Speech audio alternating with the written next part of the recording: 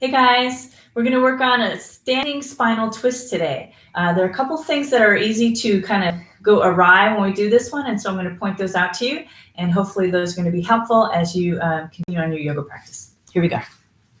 Alrighty, so the first thing is to get used to what we're doing with our lower body. We'll come into chair pose. So think of, for a second, if your pelvis were a bowl, we're going to spill water out of the front of the pelvic bowl. So belly firm to start. We'll bend at the ankles, the knees, and the hips, but not the spine. So here I started with my spine in a pretty neutral position, and I'm just going to have my spine move in space, but not change its shape. In other words, I'm not going to round.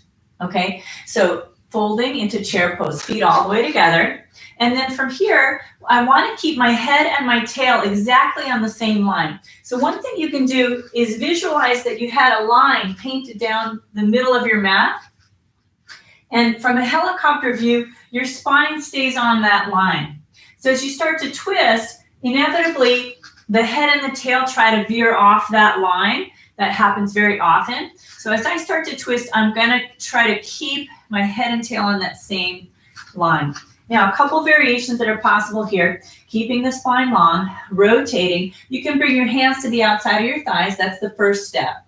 Inhale, get taller through the torso. Stay on that line and rotate, bringing out the waist muscles as you go. Okay, as we get a little more complex, we can bring the elbow to the outside of the thigh. If that's not comfortable, you stay with the hands just lightly on there. Again, head and tail stay on the same line and rotate from the waist muscles, waist muscles, waist muscles. If you're going to come in further, bring the elbow to the outside of the thigh, palms together. Reaffirm the length of your spine, and you can rotate. Again, initiate it from the waist muscles as much as you can. You would be moving the hand toward having the hands more close to the center of your chest, like a prayer pose here. Inhale, get taller.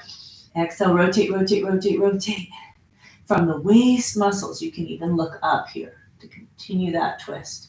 Let's gently release, come up, and we'll do the other side, okay? So I'll do this other side. So I just twisted to my right. Now we'll twist to the left, same thing. This time I'll face forward. So keeping the spine on line, rotate, rotate, rotate, rotate, right? And then hands to the outside of your thigh. Either stay here or elbow to the outside of your knee and hands touching. Stay long and then rotate, rotate, rotate, rotate from the waist muscles, and you can turn to look up. Take a big breath in here. Take a big breath out. One more breath.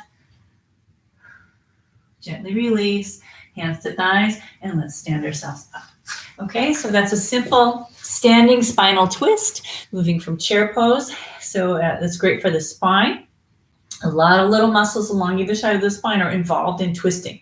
So we're just getting those flowing and going, and hopefully that is helpful for you guys in keeping your spinal health really in a good place.